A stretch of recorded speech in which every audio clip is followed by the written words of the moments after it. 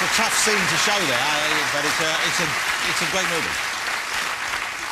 Am I right in thinking that you kind of drifted into acting more or less by accident? Because it wasn't really a big ambition. You were going to be a dancer, weren't you? Yeah, I was. So how did the acting come into your life?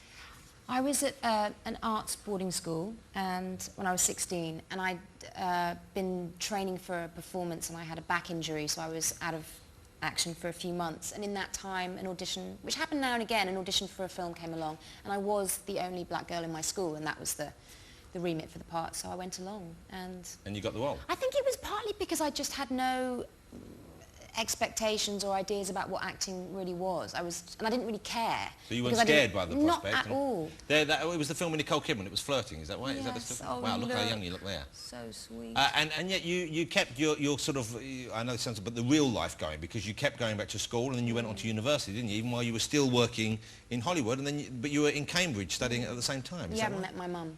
So she was You're going back to school? Yeah.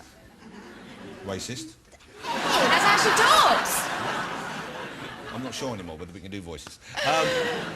So she was the one who kind of forced you. And why is that? She didn't think the acting was going to be there for you as a proper career, or? Yeah, because if you look at it, I mean, it is very unpredictable. And education for my mum was everything. It really changed her life in a kind of significant way that we can't really appreciate. So I think that she just...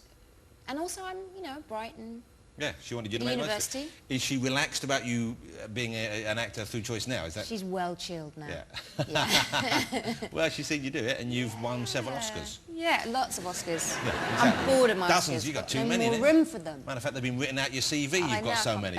I imagine the film business though must be harder than getting in. I mean, Daniel's kind of done it reverse. He was in movies, now he's on stage. But going to the stage, I would have thought would seem like a more real environment, because there's a community of actors around you. There isn't the fuss and there isn't the money and the kind of glamour that goes with it by association. Yeah. Whereas you went fairly, you know, into a fairly high level of movies. I mean, how old were you when you made Mission Impossible 2 with Tom Cruise? Oh God, maybe 22. So you're still a young person. Oh yeah. Now you had several kissing scenes with Tom, of course. I did. Do you ever, when you're kissing someone in acting kissing, and you tried to kiss me when you came out there, and it was lovely. You were having none of it though. Well, I wasn't expecting it. I was a bit frightened. You know? Yeah, I'm scared of people who aren't my wife. You know, it's like, I'm used to her, and it doesn't matter what she thinks of my kissing technique. But if I was going to start kissing new people again, I'd have to go back to kissing school. That's true. Start practising on an orange. So I read that in Cosmopolitan. When I was a little boy growing up, yeah, I wanted to know how to kiss girls. It said practice on an orange. What, right? A whole one or one cut up? No, the bit in the middle. And then, but then, years later, I read a similar one. It said that's what you do if you want to practice. I think so. Which I'm great at, because I spent years practising my kissing in that way, so I'm an expert. But what's it like? Are there moments ever, though, where you can lose yourself in it and enjoy it like you would just a physical time with someone attractive, or is it always technically and you're thinking of the cameras and all that?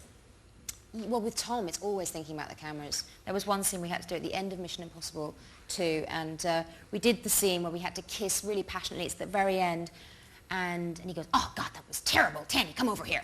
And we went to the monitors, and he showed me why it was bad, because I was too enthusiastic. Oh. I'm just trying to go for it. I mean, you reached round and you gave him a little... No. It was all on our faces, actually. What, the angles of them? I was just squashing him. So his poor face was, his nose was bent sideways, and he... What a big old ponce. Him going... Thandie, you're squashing my nose. It didn't look good, though, it's true. Well, so he taught me how to pull back, but still give enough. So look like you into it. It was very, very clinical by the end. But so there's a real skill to screen kissing that we don't necessarily appreciate. There is a huge skill. Do you let the dog kiss you? Maggie, for the first 3 nights, because Ol was away in LA for a week, she was in bed with me for 3 nights. And all over the face? Well, you know what? There was one night, the last night, when I put her in the cage and slammed the door, because I woke her up in the middle of the night and she was licking my ear, and then she'd keep licking, and I realised she was licking her women's area, and then licking me like a double cornet. So she'd go from my ear to her bits and pieces. Yeah. Back so and it's forth. like sweet, savoury. Sweet, sweet. savoury. Yes! That's nice. That is it, I'm telling you. Who can blame her? Okay. So I just thought, yeah, no. Thandie, if I could reach, I'd do that as well. Wouldn't you? Wouldn't you? It's like a 99, not a 69. Yeah. The dog's still a weird thing. Has she licked you right... Has she licked you right up in the nostrils yet? They lick right up in the nostrils sometimes.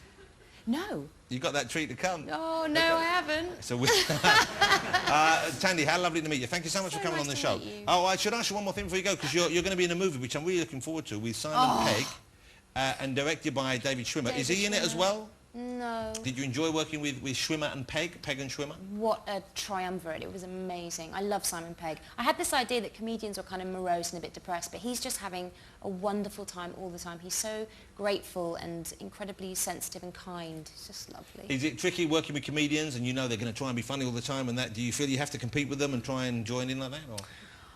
Well, no, because, you know, I made him laugh quite a lot. Oh. Yeah. And no, it's true though. I wanted to get him going, so I would. The practical jokes were very unsuccessful. He just never gave it back. I tried the cling film on the loose seats. He didn't give me any response.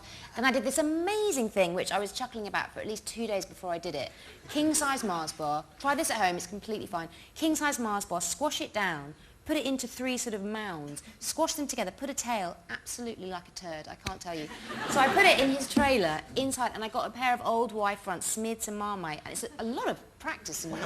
You really put a lot of work into this. But as I was doing it, honestly, the pleasure came from just setting it up. It didn't matter what he thought. Left them, and then made sure that some of the techie guys that were cleaning the trailer saw it all while Simon wasn't there.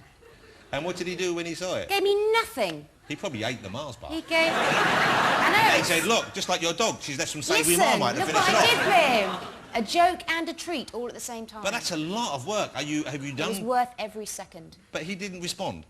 He gave it up. The last thing I did was I sewed up his, because he was in his costume on set, so I sewed up his cuffs and the collar of his T-shirt. Can I be honest? You sound like a nightmare. Can I be honest? I know. Isn't that? Oh, Thandie's on the set. Oh, but Christ. if you don't... There'll be shit on the floor.